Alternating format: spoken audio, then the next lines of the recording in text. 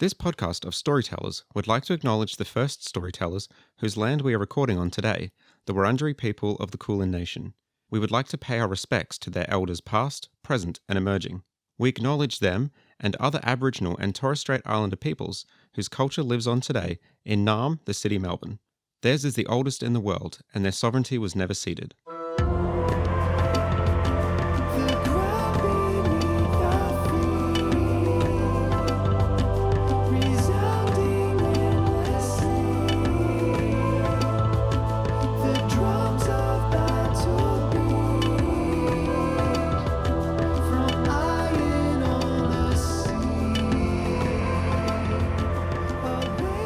All you baddies, benders and babes, and welcome back to the Book of War, an Avatar Legends real play, the story of 4 runaways seeking the Book of War in a world without the Avatar. My name is Jesse Thomas, and I play Min Fang, the Foundling, he, him, a runaway repressed lava bender from the Earth Kingdom who found a new home for themselves in the Northern Water Tribe while hiding from deadly family secrets. Jesse, did you shave today? Because that was smooth. No, thank you. My Min fact for today is that being part of a noble family, he has a lot of skills forced upon him. Everything Min's good at, he has been forced to do. Fighting, painting. He can also sing, but he's very shy about it. But he can sing. But he doesn't think he's got a beautiful voice. He can sing well. He can sing, he can hold a tune. But he's like that's one thing they would have forced him to do. It's like, you have to sing for your grandparents that are coming over. Did anyone ever have to do that? I had to do that as a kid. Note to Ash, musical episode. Yeah. Matt Harrison, write the music. Hi, my name is Lucas. I play Tomo the Razor. He, him, a combustion bender who likes to keep the entrees and secrets close to his chest and is trying to redefine his place in the world. Tomo, fact, he has full fatigue, which means he probably only gets one combustion bending shot, and guess whose name is on that shot. Thank you, Captain Jack Sparrow over here. You've been holding on to that combustion bend for 30 years. Yeah. And that's it. Keeping it simple. Okay. Tomo has one job to do. One job. Hello, my name is Georgie Hazel and I play Nuro, the Destined, they, she, he, a runaway from the strange and mystical foggy swamp. Once a lone wolf of the swamp and now part of a pack, Nuro finds themselves navigating a world more complex than they ever knew. But every step they take forward, the shadow of the swamp grows bigger. Same as Tomo. There's things that are about to be happening. I've got one waterbender in my sights, that's for sure. A little bit of a remake, ready to knock the pantaloons off her again. That's all I have. Neuro's ready to fight. Speaking of getting the pantaloons knocked off, He's back, baby. I play Banji the Guardian. He, him, a runaway from the Fire Nation army who's instead chosen to use his strength to protect the vulnerable. Banji fact for today. In the previous episode when Banji almost died, his thoughts went home. So Banji never regretted leaving the Fire Nation after what he did. But now that he's come close to, not being able to go home, he's sort of like, uh-oh, I miss my family and friends. I want to live. Hello, my name is Ash. I'm the Grand Master of the White Lotus. And my fact isn't so much a fact today. Mine's a question for the listeners. I really want to know how many people listen right to the very end of the episode and know that there is a little joke or outcut or blooper or whatever it is that we throw in there every single time. I want you to put your favorite joke or favorite outcut. It can even be from this one just to prove that you've done it, but I'm just really curious to see who pays attention to the end and who laughs heartily, because it can't just be me, right? Jesse, roll the music.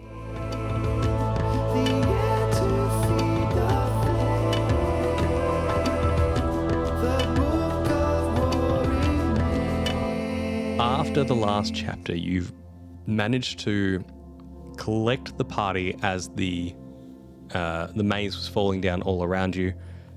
Most people worse for wear, some not doing too badly. You made your way down to under the dock, where it turns out that Tito is in fact a capable healer and has brought everyone back at least from the brink of death. Iroh has gone off to help deal with this murderous child.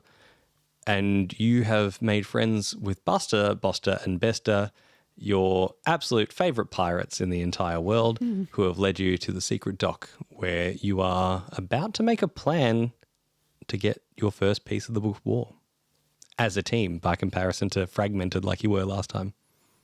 You found a boat that could only be Sapphire's. This boat is relatively large. It has a blue sail. A lot of the wood looks like it is older. It's been reconditioned out of this wood to give it a much older effect, but it strikes an imposing figure. This particular dock is actually underneath another one. So there's a much larger dock above it. So it has sort of cover from the skies. You couldn't see it. And that's how this particular secret dock gets about.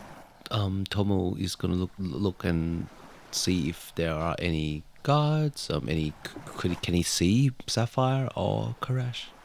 You can roll assess the situation. I'll let you know just at a glance. There is activity. It looks like they're finishing loading up whatever they're taking with them for this trip. 11. Ask your favorite 2 questions any which way you like it. So Ash, I'd like to choose what is the best way in, out, and through to the boat, and what is the biggest threat? Okay. I think that you notice that while most things are going up the gangway to the main deck, there are also a couple little portholes that realistically, if you were sneaky enough, you could probably climb through if you wanted to take the more subtle approach. As for what is the biggest threat, I think it's about that time that you see Sapphire walks past barking orders at people. All right, everyone, it is nearly time to cast off, and if you wish to remain standing, living, and breathing, you will be done before I lose my temper. And you now know that Sapphire is currently on deck. And, as it appears, pretty fired up. She's about to be. Yeah, absolutely. She has some glass cuts over her face where she was smashed through the window. I think her nose is crooked. I don't think it was ever straight, but I think it's actually even more crooked than it was. Yeah. One of her eyes is completely bloodshot. Yes, the biggest threat currently is that any real motion and you risk being spotted by Sapphire, who looks particularly wound up and ready to go. Sure, but you did say there was a sneaky porthole entrance that we can use. Yes. While we're sort of I imagine we're behind some barrels on a different dock sort of edge, looking at the boat. Is there any rope around, some just that I can just grab and claim? It doesn't. Look, how about I roll one die, you roll the other, whoever's got the higher number. Is the result okay? I've rolled a 6 and you've rolled a 6. Yeah, you find whatever rope you want. I think that's Wonderful. serendipitous. Yeah, you get great. 2 ropes. That's the only time I've rolled double 6s. That's not true. That's in a long time. technically you roll 1 6 and I roll the other. Yeah, yeah. So. I find rope with rocks in the end. You find some makeshift anchors. How's that? Someone has actually it's not as pretty as your rope was. You can see that there is a rock in there, but 100% it is a ropey Yeah, rock. I That's think what you get for rolling 12. Thank you very much. I pull the end of the rope and I'd sort of karate chop the rock down so it's a more a usable size. And he's just like the old one. Gives it a bit of a swing, ties it up and puts it on his waist. All right, I think I'm going to swim down. This is my idea. I'm going to swim in front of the boat. And remember how we didn't really talk about it, but it happened. I put a big spike through one of the Fire Nation ships ages ago at CD Merchant's Pier. It's like when you threw me in the water. I remember. Yeah, I was not okay. I can do that again, and then this way, at least the ship can't leave. We buy ourselves more time. You folks get on the boat.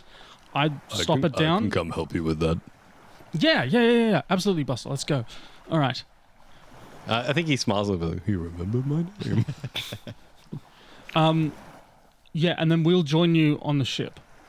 What do you want us to do? You wanted to be a distraction, right? I think that she winks and that little spark flies out of her eye. She's like, I've got the wiles to distract anyone. Distract them from the pier, and we're going to go for the boat itself. Yeah, we can do that. Yeah, we can do that. I got an idea. And you see them start chatting conspiratorially. All right. I slowly, like, not to create not a lot of sound, I slowly, like, ease my way into the water. Yeah, Buster. I think Buster is a pretty established waterbender, and since he lives on the water, I think he's used to doing this. He's used to like clearing off the barnacles or whatever he does. So like getting in and under, he creates a little pocket for you pretty comfortably. Wonderful. Now, fellas, remember, it's not a book, it's not a tome, it's nothing we've seen in the library. It's just this old journal. She keeps it on her person all the time. It's basically falling apart. You wouldn't pick it, but the moment my eyes set on that journal, I knew what it was. Tomo, you are shocked for a second because having it described to you, this is the first time you've seen it in years. And for a moment, you are shell-shocked. And we flash back to a time that you were in Karash's office. And it was laying there open. And you'd never read what was in there. And you looked up, and written in was, "There's a crack in the foundation. Not entirely sure where it leads." And for whatever reason, you don't know, but you remember this very vividly, that your hand reached out to the pen at the side of the book without even thinking. And you wrote down, "Maybe it even leads to safety." And you take a breath and you realize that Nuro's still talking and describing this notepad. So, remember to keep your eyes peeled. Yeah. Brown leather. We know what brown I did leather not is. say leather. Yeah, but that's what you were describing. Old books. Can I add, like, she keeps it on her left pocket. Always the left pocket. Okay. Great. Don't set fire to the left. Give a finger guns to Banji. All books look the same to me, so I'll just grab whatever I can. Because you're a fascist and you burn them? No, because I'm a jock. I can't read. Can't swim, can't read. Can throw a winning pass. Exactly. All right. So you're on the boat. And The three of you, I think that you get Boster and Bester say, "Now?" Yeah, now. And they begin to drunkenly have an argument. "I can't believe you'd do that to me. You are the worst." It's like, "Well, you are the worst boss to ever. And they start pushing each other, and before too long, there's a gout of flame and a chunk of rock. And you see some of these pirates that are, or sailors, we're assuming they're pirates, that are on the boat, see that. They actually recognize these people. And so they go down to help. And before too long, you realize that it isn't so much them going down to help and pull them off each other. They're going down to bet on who's going to win. So you effectively halve how many people are actually on the boat. The bad news is that this is going to mean that Boster and Bester are out of the rest of the operation. They're committed to this. Okay. I point out the best way to discreetly get onto the boat and lead the rest of the party there. Yeah. We have to get in the water. We do, Banji. I think Nuro just takes your hand, gives it a squeeze. Thanks, Nuro. It's relatively simple with this distraction going on. I don't think that there needs to be a roll here. I think that you manage to find your way on. And as you do come in through this porthole, you realize that you are currently in the crew's cabins. There are hammocks hanging around everywhere, a couple of barrels that would serve as almost nightstands that people can put things on or in. And currently it is empty because everyone is either on top or loading up the cargo bay. Okay. Let's flash over to Min Fang. You, sir, have got it still feels cramped. It's not like you're, completely dry here, but you definitely have enough movement with your hands. And you've got enough oxygen you can breathe. Run me through what you're trying to do, and then let's see how good the roll is. Yeah. I think, Buster helps me swim down and then creates me a pocket to bend, and I place my feet on the wet rock beneath it.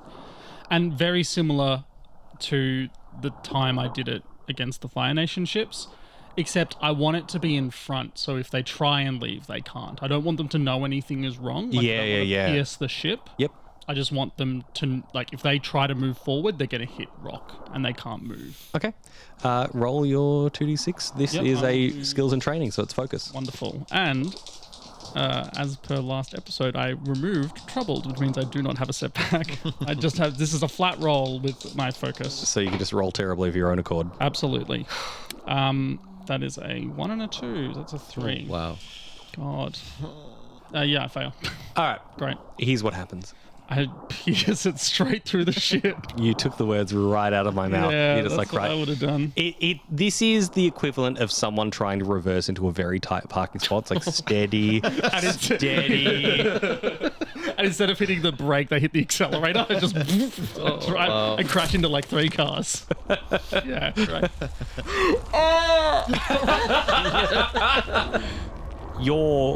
This was you just tapping into that earthbending heritage that you so much have. So shift 1 towards heritage. Yep, I am on 0-0, which is not my center anymore. But however, you three that are now on the boat, you felt it. You're just like, Yeah. oh man. they're in the corners. They just see a spider of rock shoot through the floor. Actually, yeah, I think that's exactly right. You see the rock go through and you're like, ooh. Was that Min's plan? He knows we're on the boat, right? You see the rock just slowly lower down. You see Buster's just looking down at me like, what are you doing? And I'm like, I don't know, dude. So there's a hole in the boat. Is the boat starting to sink now? It is very slowly beginning to sink, yes. I think can that rock come out slowly? And you just then poke it your fills head with water and I'm like, I am so sorry, guys. I completely missed. But yes, now you're on the boat. Yeah, I crawl my way through the big hole I put in the floor. I think Buster pops his head through the hole. He's like, I could maybe patch this for a little bit. Like I could focus on not sinking the boat. What do you want to do? No, you come with us. We need to find Karash as soon as we can. Okay. And as he comes up, because he's so much bigger than the rest of you, he just knocks a couple of extra planks out of the way, and the hole biggins ever so slightly. Oh boy. Yep. So where are we? Like how many decks does this boat have? Let's say there's 3 decks. Okay. Let's say that, yes. So there is the cruise quarter. You almost have to stoop to be in here, in the cruise quarters up through. Then you've got the middle layer, which is mostly cargo, mostly shipping things around. And then there's the top deck layer, which also has the captain's quarters. I think Captain plus VIP. That'll also be I think so. where Karash lives. I think, yeah. So I think Tomo's got a gesture for everybody to just get up. We got to get up as soon as we can. Yep. Guess he'll lead the way. No one can tell exactly what's being said, but Sapphire has started yelling something on top of the deck as well. You begin to lead the way. I think that possibly even Buster is just like, oh, I mean, this isn't my ship, but I could probably navigate a bit better if you want me to lead. All right. You go on ahead. And so he starts moving, and he pokes his head up, as you move to the...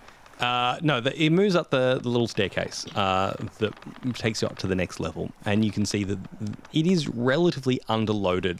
This hull could hold so much more, but it currently doesn't.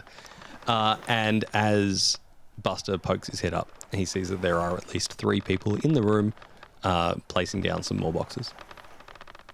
And he comes down like, 3 people. All right. Quickly, quietly, I look to Tomo. He's already put on his cestus.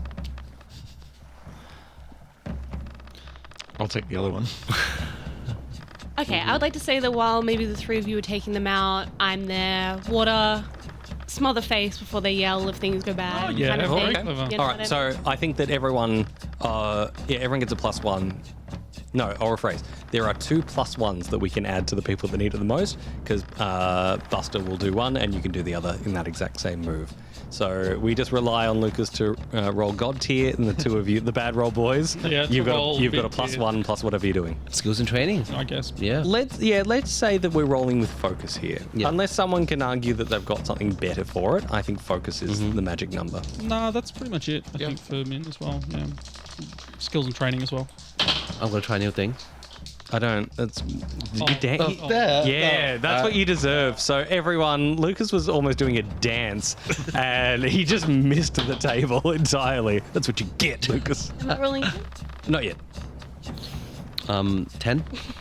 of course. Bastard. I got a 10 as well. Ooh. I got an 8 total. Did it. Hey. Yeah. So between Not a fail, so it's a success by my book. we'll say that Nuro and Buster both help. Like they see you nearly not quite doing as good as the other 2, and all of a sudden just 2 bits of ice go poof, poof, hit him in the face as well. Or at least from me. Not nice. Yes, there you go. That's what happens. You hit the person with the glob of water, and then it just freezes over their head. As yeah, amazing. Yes, you have effectively dispatched all these 3 people. Actually, we know it's Cestus. We know that it'll be Rope Rock. Yeah. Banji, how are you dispatching your Bunji's- would-be protector? Yeah, Bunji's ex-military, and sometimes he gets to close combat. It's really just like a really quick elbow to the back of the neck, just like a unconscious immediately. Or maybe a chop. It's like a chop. Real to the back of splinter the neck. Yeah. Pop. Just, pop him in the neck. Okay. Congratulations, everyone. You've solved my first challenge, which was get past the mooks. You notice, you look down, they have headbands that say mook. No, you have clear access to this deck now, assuming that no one comes down and checks on them anytime soon, which may happen, it may not. But you now know that there is one way up, and you will be on the deck. So where Sapphire is. So as soon as we hop up, we'll see her. All right. How do we want to do this? Is it worth trying to disguise ourselves with the clothes? No, Or it's there's not gonna that- work. No. Okay. I think we just need to narrow down on Karash. So I should put my clothes back on. Look, I can go up there and, I don't know, distract Sapphire for a moment, and then you can all jump out, I guess. And then get a surprise on them. Yeah. Will you be okay, man? Oh, I'll be fine. Sapphire and I go way back. She hates me. So, Well, she hates me too. oh, great. Let's both go up then. We'll really distract her. Hey. The face on the both of you, like, oh, what a great plan this is. All right. And then You're you two going can to focus on die. Karash, right? We got Yep. Sapphire. You guys get Karash, Okay. I'll take the mooks. please. All right. Min, he pulls out his rope and just starts swinging it and walks up the stairs really confidently. And I imagine Nero's next to him. Yeah, Nura's just kind of no visible kind of weapons or anything, but yeah, just kind of like stands out like a little gremlin behind you. It's the Matilda pose. I mean, yeah, Min's just swinging the rope and he's like, well, well, well. I think that as you Sapphire just turns and looks at you, and then like icicles just appear around her, like aimed at you, and goes, well, well, well. I would like to, as soon as they come up, I would love for Nuro to just try and just drag them back down out of her hold, basically. I think we're straight up fighting straight away. Let's go. Yeah, I guess so. I'm trying to like disarm her immediately and just show her like, no. She is ready for it this time. So, like, I think that you go to take the control, and Sapphire like sees you, and immediately like they sharpen, and the pull is there. Currently, the way I sort of view it, and there's never really discussed. This is one for the fandom overall. We see in a lot of waterbender fights that, like, as the water moves, like, you gain more control over it. It's kind of like how a tide works, right? Like, the closer it is to a certain point, the more control, the more power that you have. So while it's directly above her, you don't really have that. You can feel that it's there. Yeah. And if they got flung at you, you feel that you would be able to do something about it. Yeah. But for the moment, like, she's too ready for that. Yeah. Yeah, maybe they just they shudder midair. Yeah, I think they shudder. And Yeah. as these icicles shudder, Sapphire says, I have you to thank for giving me these pretty new looks, and I can't wait to give you a complete makeover. And we are choosing our stances. Evade and observe. I will go advance and attack. Sapphire is also going to evade and observe. So, advance and attack goes first. Okay. Nuro was like, yeah, they suit you. Have some more. They want to strike, so I think they want to go in really strong. They're looking to pretty much just putting as much power into the movement. So again, more like earthbending in the classic foggy swamp style. Just slams up like 2 pillars of water either side of the boat, and then I just wanted them to just collide into. I'm gonna need a roll out of Yeah, this. of course. Oh, That's they're getting that's a more 12. Sapphire who? Do you, like, with strike, you 100% get to either let them choose or you can choose your damage for a fatigue? Yeah. So I was thinking I would like to mark a fatigue, absolutely. My instinct is to go with fatigue. Yeah, if she's got no fatigue to spend, she can't do anything. Yeah, exactly. So yeah, I'm gonna mark a fatigue. And make sure that she is inflicted 2 fatigues. Yep. All right. Georgie, what are you doing for your second? I'm going to pressure. So I guess with this water that I've just kind of slammed and maybe given a major whiplash with all of that around it now, I'm just going to distant tentacle arms just continuously slapping her. Have you ever played Banjo-Kazooie? And there's anyway, tentacle. I'm just picturing tentacles around her, just slapping her around. The Basically. waters are like... And I choose an approach. that they can't use, yeah. So I am going to choose defend and maneuver. They can't defend a maneuver? Can't defend and maneuver. Okay, Jesse, evade and observe. So, I'll roll. Ooh, that's at least 1-6 on that roll. 1-6. So I'm doing evade and observe, so I clear 1 fatigue. So that's a 6 and a 2, so it's an 8 plus harmony or creativity, both +1, so it's a 9. So mix, so I get to choose 1 basic or mastered. I'm going to, as these waves of Nuro and these lashes of tentacle water are slapping into Sapphire, I'm going to run around the side, pull out the rope and give it a spin and throw it and I'm going to try and wrap her up, which I've succeeded, so I get to do. So I'm going to bolster or hinder and inflict an appropriate status. I want to inflict, I believe it is trapped or impaired, sorry. Just by wrapping them up in the rope. Yeah, I think impaired makes the most amount of sense. Slowed or off balance, mark 1 fatigue or take -2 to all physical action. Sorry. Mark 1 fatigue or choose 1 fewer technique for NPCs. So we haven't done this for a while. If balance is shifted at all, or certain conditions are marked, they actually get to do more things per turn. It is Sapphire's turn. Sapphire has prepared herself with evade and observe, which means she gets one of those fatigues that you so rudely tried to take off her back, and she takes the water that's sort of dousing her that got slammed into her.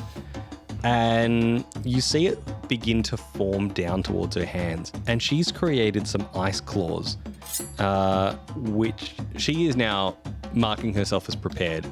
And she is ready to tear people apart. I'm going to have one more exchange here. I'm going to let you know that this is creating a beautiful little space for the boys to then get to the other side of the deck, where you're relatively certain Karash will be somewhere in the captain's quarters.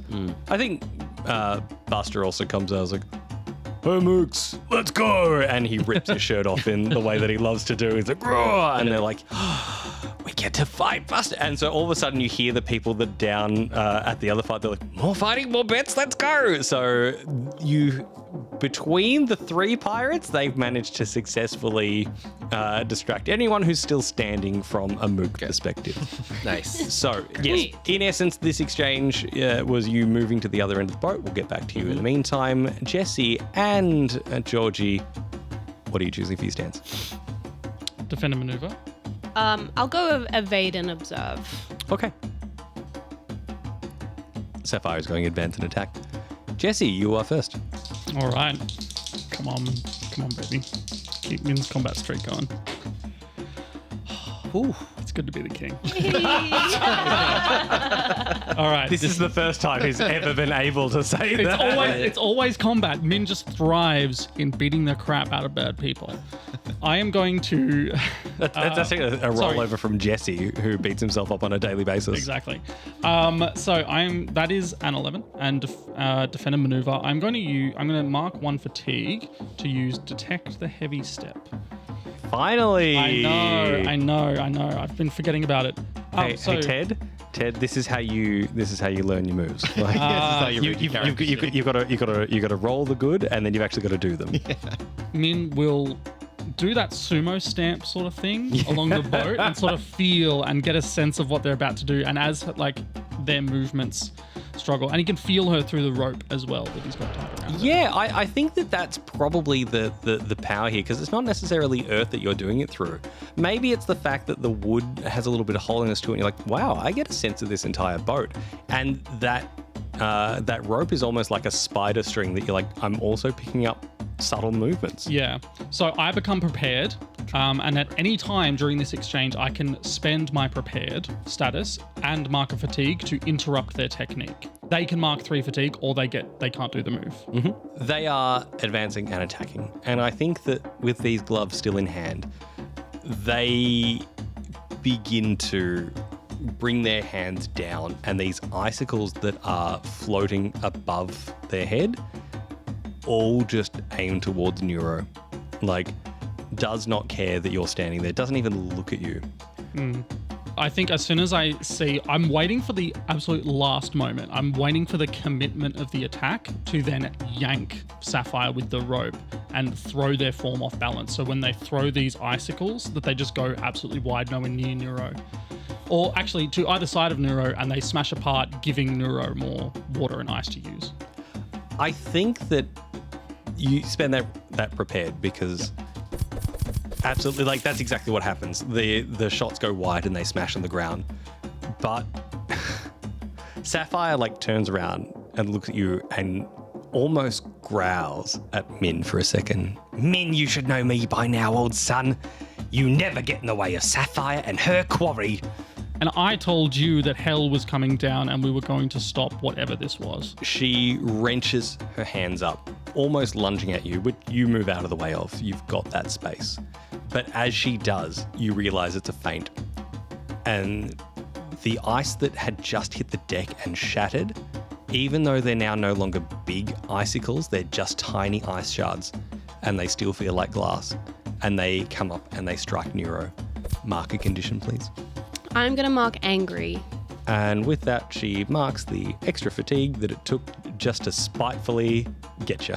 Now, I would like you to tell me what you're doing for evade and observe. Should I roll first? You tell me. You can describe it and then find out it doesn't work the way you want it to, or you can roll and go from there. That's a 10. Oh, 2 10s in a row. Jesus. Welcome to the danger zone. I mean, Sapphire, population. Nemesis. Team Muro? Is that our team name? Well, first of all, I'm gonna remove a fatigue. And 2 moves, okay. Take a second. I reckon it's Furo. Oh, yeah, that's good. Min Furo. Min Furo. Oh, there it is. All right. So with a 10, I want to do a master and a basic. Yep, that's fine. So first of all, I'm going to use anticipate. So I study the foe and learn where their momentum will take them next, and then I declare that approach that they're tending towards. In the next exchange, the foe must use that approach or mark a condition. Okay, what are you making Sapphire do? So I believe that she's going to go for defend and maneuver in her next attack. Okay. While I do this, I'm going to commit. And I'm going to recenter myself amidst the fray, shift your balance towards one of your principles. The next time you live up to that principle, do not mark fatigue. Okay. I'm going to go, so right now my center is +1 towards determination. I'm going to go another towards determination. Getting determined. Yeah. Take a moment to just really collect myself after that attack. I feel the stings, doesn't mean anything. I've still got my eyes locked on her. I know what she's doing next, and I'm just, taking that, the breathe in, breathe out, and I'm determined. Okay. Right. Let's cut to the boys.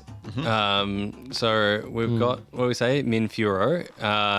What are we calling this strike squad? I love that, by the way. Banji, Tomo, Bomo. Bomo, Bum. Boji. Ooh, I like that.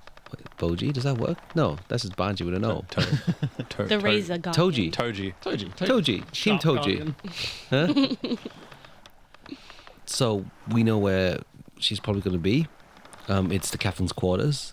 How many entrances and exits are there? Probably like, because I wonder if I could use my surprise entrance move here to try to get the slip on her. I would say that there's enough commotion happening that Not necessary. I look. There's a main door that you can go into. There might be a window at the back of the cabin, but the reality is that unless you got something super fancy to try and swing your way down from the other side, you maybe could. I'm not going to tell you can't. I'm just going to let you know it's not. You'd be smashing through glass, right? Okay, Yeah, looking at Banji, you can see the military resolve in his face. He's used to following orders. He's used to going in and striking hard and fast. And he's actually going to look at you and put a hand on your shoulder. Tomo, whatever happens in there, I'm with you, brother. Can you do this? And I'm going to use guide and comfort. Ooh, using the moves.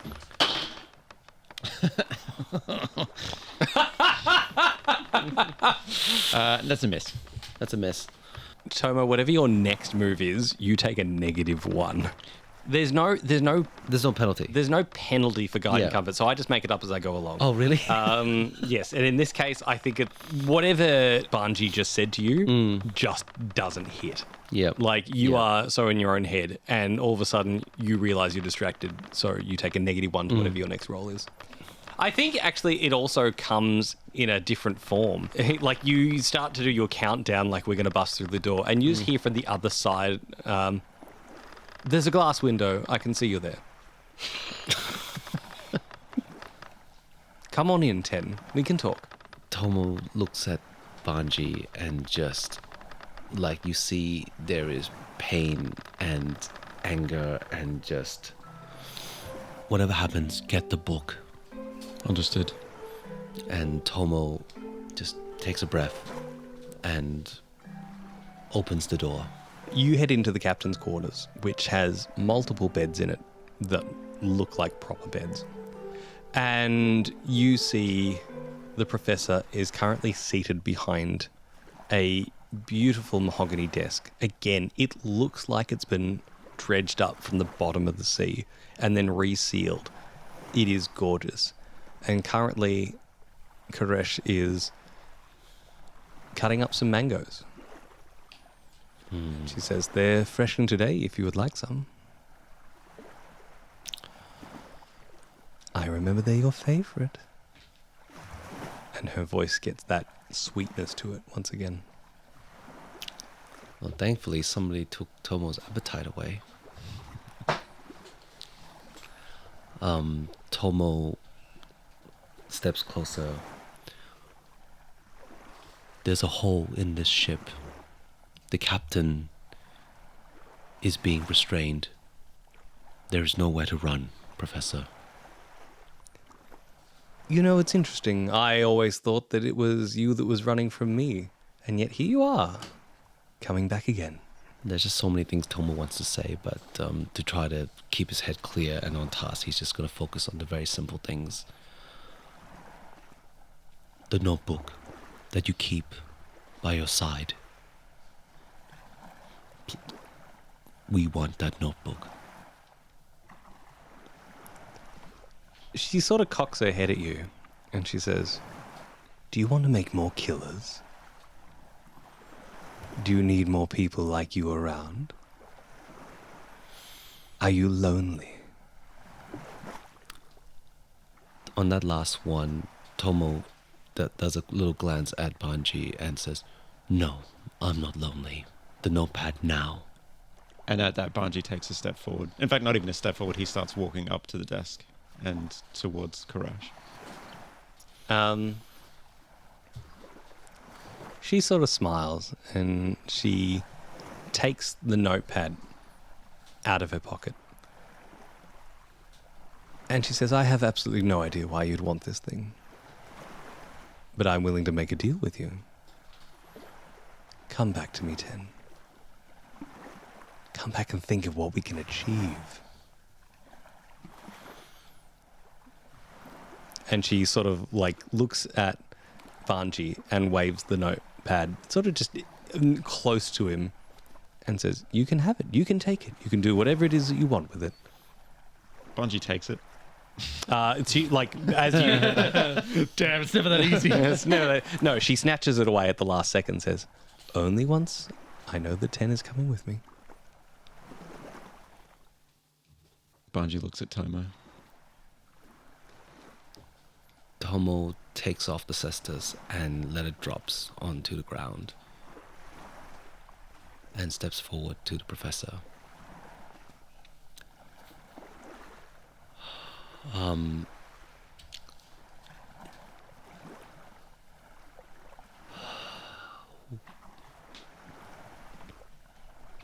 Where would we go, Professor? She takes a moment. I have a few other facilities that have test subjects we can work through. And you never quite finished your training. But when you come back, I will teach you everything, my sweet child. I will make you into the person that you were always meant to be. Banji puts his hand out for the book as Tomo steps forward and glares at her and like shakes his hand like, give me the book now. You get the impression that you can't lie to her. So until she's convinced that Tomo is in fact going to go with her, she's not giving over the book. Does that make sense? Like, as in, Yeah. She knows you so well that you'd be like, oh yeah, I'm going with you. She'd be like, I don't think so. Yeah.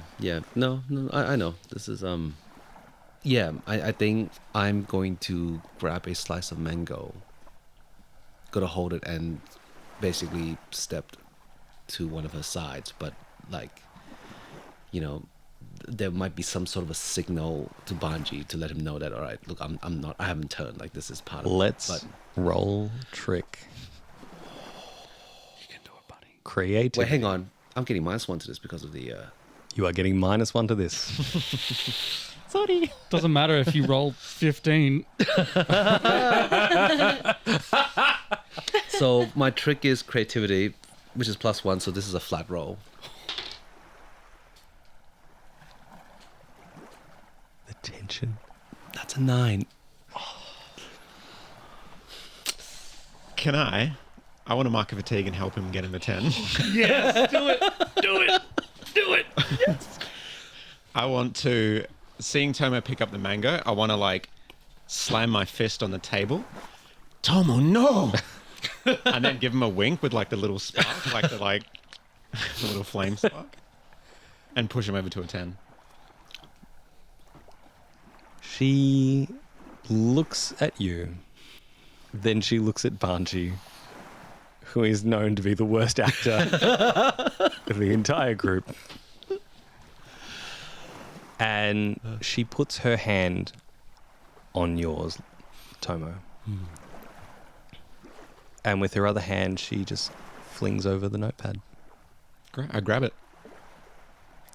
Let's cut back to the action outside, which, by the way, you two heard, like, as much as you were focused, the sounds of battle were still happening. Like, I feel like they're having a serious conversation in the back. You can just see Sapphire like, come here, you little hearing the whips are right behind. a little bit. If you had the animation budget, you would definitely... Some Scooby-Doo nonsense. See Buster walk past with like 5 dudes hanging from it.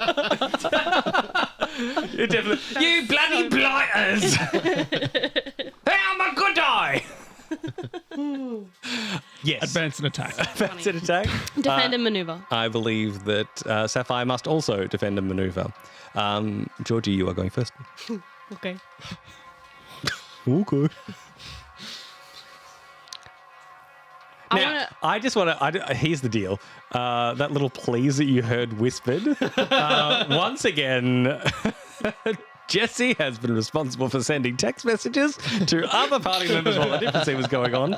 I don't know what they have planned. I can't wait to see either what happens or how they stuff it up. Well, I'm going to use my balance Oh. to roll. Yeah, and you can do this for free. There is no fatigue cost Because of, because you were committed. yeah. That's right. So +2 to whatever it is.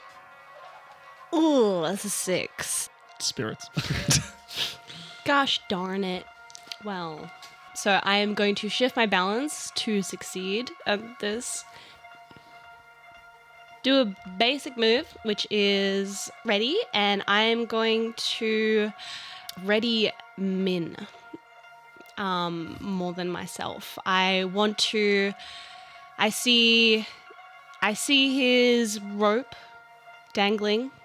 I see that the balls on the end have hit the flood of water that is in this boat, and calling back to my my one ability with ice, really, which is to create that crust on the ends of this rope. I am freezing a big ball around the ends, and it's kind of like, think of it just like a kind of empty globe of I ice. look at it like an ornament or something like that. Yeah. Yeah, like a Christmas ornament. Christmas ornament. Yeah. Yep. All right.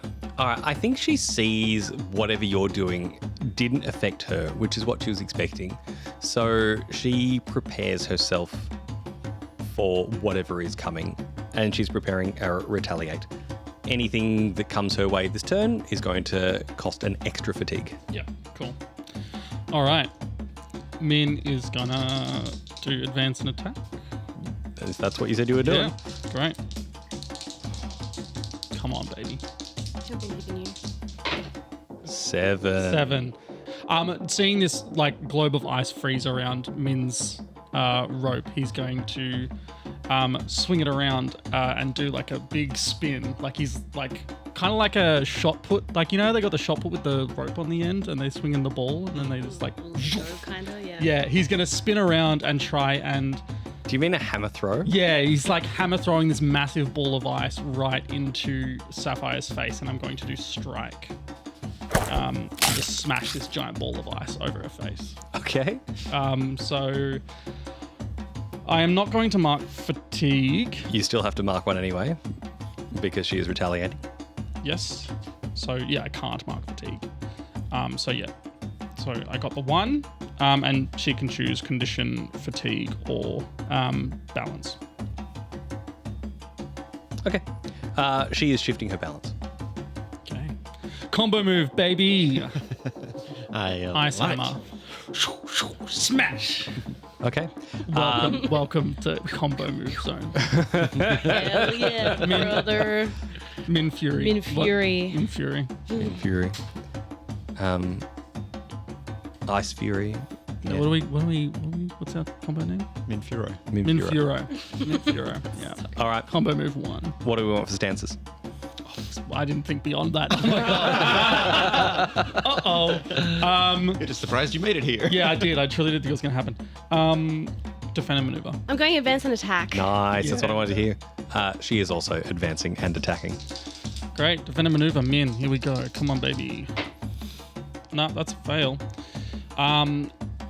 Even if I do the prepared. So You can shift your balance. I'm going to shift my balance towards unity because we just did a combo move, and that's pretty unity. Are you That dead is center at the so moment? Unity. I'm not dead center. Then you move away from. Away from center, which is towards unity. Oh, there you go. Carry on. I am going to. I said defend and maneuver, didn't I? Give me your basic move. Ready, Nuro. I'm going to. I see that those two are about to like clash head on, so I'm gonna pull my rope back up, and I'm gonna sort of get in and run up behind Nuro and sort of give them my back to sort of steady themselves against. So if there's any sort of clash, they've got the full weight of my body in assistance with them. You okay? And I am going to give them favored. So they get an additional mastered or basic on their next attack, even on a miss. Okay. May? Yeah. Fun. I think this is the most fun I've had in combat ever. 6, 7, 8, 9, 10. I think that's a 10. You can do 3 moves. Do 3. Welcome to Min Fang Zone. Okay. You watch out. Neuro's gonna kick us. This is so much different because of the last time that I know, you were involved in a constant fight. fails. Constant fails. Constant Yeah, fails and nothing- like existential crisis. Now he's nothing but smiles at my downfall. Yes. So first I'm going to do smash. So I will mark a fatigue in order to do that. And I'm going to destabilize something in the environment. I really like the idea of it just being the deck around her. Imagine, if you will allow me, Ash, to really, again, just yank up just this torrent of water like up through the boat and like Through the hole in the boat? Yeah. Yeah. Through the hole in the boat and like up like beneath her feet, just like this tidal, like it makes the wood just burst apart, just splinters. Like I feel like, yeah, she just kind of just absolutely gets destabilized, thrown around with that. I would say it would be impaired. Yeah. Stop blowing holes in my shit! And then I think with that, I will pressure. So I guess just continuing on from this just burst of water that's just coming out. Again, I just going in for more like sweeping arm movements. So going back to the tentacle, but just like slicing, like thinnest slicing water. What approach can she not do next turn? She cannot advance an attack. Okay. So there's just pure chaos happening around her, and I think with that, I'm going to strike her Yeah. and kind of gather that water up. I just want this wave to just come crashing back over her. Are you marking fatigue to make them do something in particular? No, that's Okay. She is And- shifting her balance again. This pummels her. yeah. This really knocks her about. With Min at my back, I feel just so strong as well. Yeah. She takes a second, like, to see what's going on, and you see her in almost a fit of rage. Her hands come up and slam down, and all these geysers of water that are shooting up all lower down. And as she does, she takes a step forward and she kicks you so hard in the chest that it actively knocks Min Fang back, and he smacks his head against the railing of the boat. I'm giving you the stunned status. Okie dokie. Thank you, sir. You felt that through your core, but Oh, okay. Yep. for whatever reason, it didn't hit you nearly. Like, it well and truly. Min Fang's whole point of like being that prepared was to take that brunt, and he did. Now that she is close enough, you see absolute murder in her eyes, and the 2 ice gauntlets that she had come down and slash at your chest and draw blood. I want you to move away from center. Okay. That throws me off balance.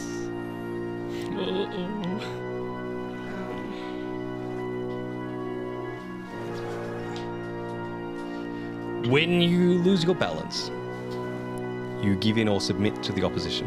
You lose control of yourself in a destructive or harmful way, or you take an extreme action in line with the principle, which is what have we lost balance for? Determination. Okay. And then flee. And then flee. Now, fleeing can be narrative. It doesn't necessarily mean you have to fling yourself over the boat. Yeah. It can just be you take yourself out of the fight. Okay. I'm gonna choose extreme action. I think that this pain is something that you haven't felt before. This is a lot of hurt all at once. And without even thinking, you look down and see one of these shattered icicles that's been raining down throughout this entire fight. And you summon it to your hand. It waterbends straight up into your hand. And you shove it directly through her chest, probably in where her heart is. Sapphire's face drops. She is very confused for a second and looks down. Takes a few steps back. With a look of anger on her face, she goes to lunge at you again, staggers, and falls down. Banji, you catch the notebook. It is in your hands, Tomo, standing on the other side of the table. Holding the mango. Holding the mango. What do you do? Since Banji's got the book and he knows that Tomo is tricking, and he knows that his friends are outside fighting for their lives with Sapphire, he's actually just going to trust Tomo to do what he needs to do, and Banji's going to start heading outside. Banji, task complete. You've got the book and you step outside. Tomo. She stands up and gestures for you to sit directly in front of the plate of mangoes. I comply. And she starts walking around the room, just sort of surveying the damage that's happening outside, and says, "We will probably need to find another vessel from the look of things." And she actually puts a pen down and it just starts rolling. The ship is now sinking, well and truly. Where would you like to go? Wherever you lead, Professor. And she smiles. Follow me, my sweet boy. You may bring as many mangoes as you like. There will be plenty waiting for us there as well. Thank you, Professor. And she holds out her hand to... And this is a gesture that she used to do when you were much smaller. And it was at the exact height that your shoulders were. And she would wrap her arm around you and guide you to wherever you wanted to be. Or wherever she wanted you to be, more specifically. Yeah. It was simultaneously reassuring, but it was also forceful because you knew you would have to go wherever she was taking you. I want to grab just a couple more of the biggest, juiciest mangoes I can. And I let her walk me out. She opens up the door and makes sure that you're still following behind and begins to walk down the gangplank, or like head towards where the gangplank is happening while this fight is still happening. I think Banji, just for the sake of making sure that narrative is going well, I think you go join in for the Buster fight. I think that's... Okay, so we're on the deck now, so I can see where... It's chaos. We're currently like in the middle of the... Of all the fighting that's going on. There's still fighting happening down on the actual dock. There's still this Buster and now Banji joining in this like melee that's happening with the mooks. And at this stage, the fight is still happening between Min Furo and Sapphire. Yeah. Okay, so we're walking down the gangplank. I follow, so she's in front of me. Her back is to me. It is. Great. See, one of the things about Trick is that sometimes they overcommit and they are deceived for some time. Yeah.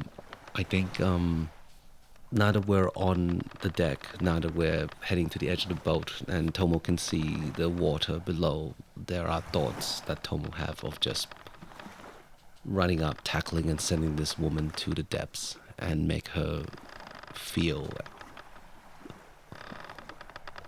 a fraction of all the times that she's put Tomo in that deep, dark, cold place. But then another thought enters his head, and what she said about the other kids, the other facilities. And Tomo's going to attempt to take her captive. So he is going to start looking for any opportunity to basically throw those mangoes at her feet and sweep her legs to trip her. And just try to wait for that perfect moment where that can be the most achievable. Let's roll push your luck. 10. She turns to face you. Again, just to make sure you're still following.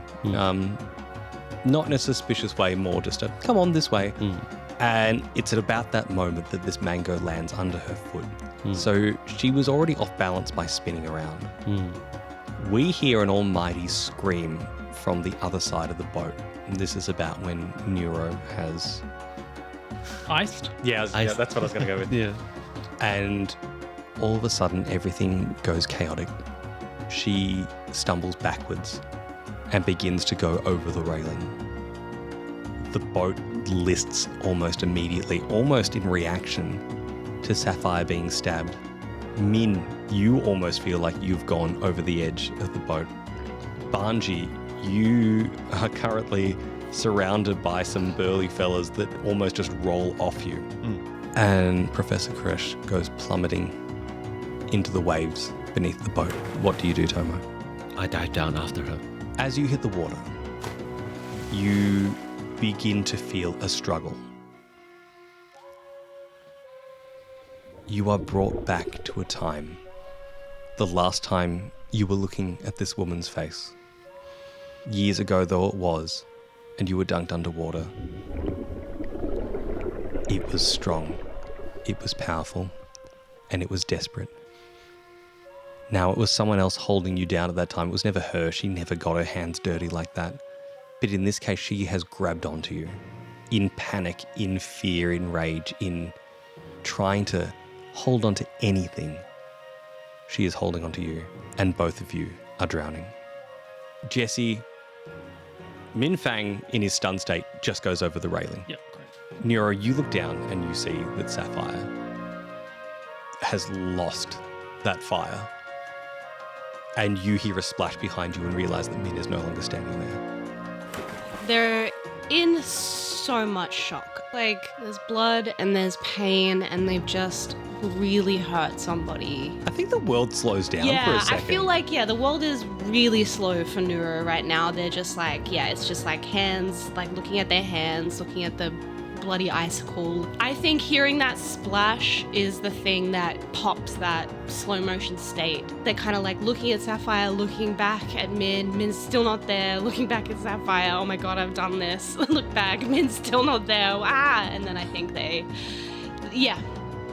I think without anything else to do, they are just slowly climb over that railing, like fall in after Min. Banji, all of your teammates have gone over the edge and you cannot swim. Yep. How are you feeling? What are you doing? Not great. So Banji didn't even really see what happened with Min-Fang and Nuro. He just knows that. You've heard basically 4 splashes in the space of not very long. Yeah. As Banji kind of, the guys roll off Banji, he turns and sees Nuro going over the railing. Yeah. And then he just takes off in a sprint and dives in. It's like not even Instinct. not even a hesitation. It's like that protector's burden almost kicking in of like, they looked hurt. I need to be with them. And dives off into the ocean. We see everyone under the water. All 4 runaways find themselves in the exact same position. Banji, you reach out and you touch Neuro's arm. Nuro, you reach out. You touch Min-Fang's arm. Tomo, if you had your wits about you, you would realize that Karash can't swim. But instead, all you know is that you need to get away. Your instincts kick in.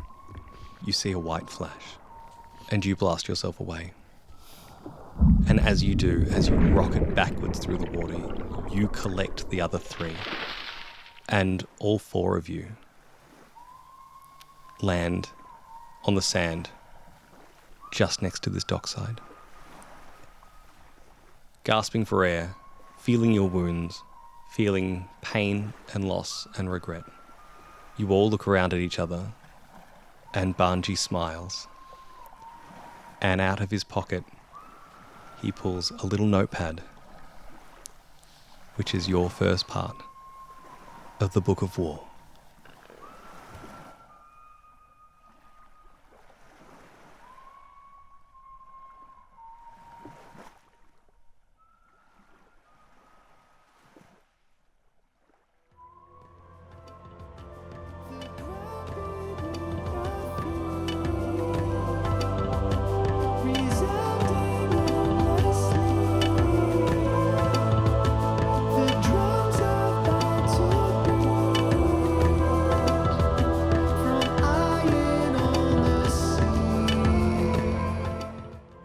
The Book of War is Lucas Lee as Tomo, Georgie Hazel as Nuro, Ted Darling as Banji, myself Jesse Thomas as Min Fang, and Ash Cooper as our Grand Master of the White Lotus. Our theme song and outro, The Book of War Remains, as well as Combustion and Tomo's theme are all by our wonderful music producer Matt Harrison, and I think you can all agree this episode wouldn't have been as good as it was without his super juicy music behind us, so a big thank you to Matt again. You can find us on Instagram and Facebook just by searching up the Book of War podcast and Avatar Legends Real Play. Or you can also find us on our Patreon, which just for $5 a month, you get access to our one-shots, our pilot arc, our second podcast, Reading the Book of War, which is our director's commentary look back on episodes, as well as some extra little spicy bits that'll be coming soon. The next episode will be out on April the 6th, so we will see you then.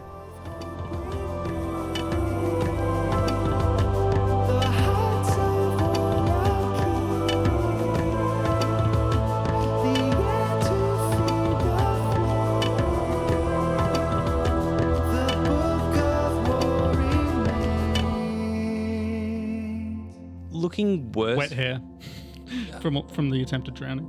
I mean, she's dried it out.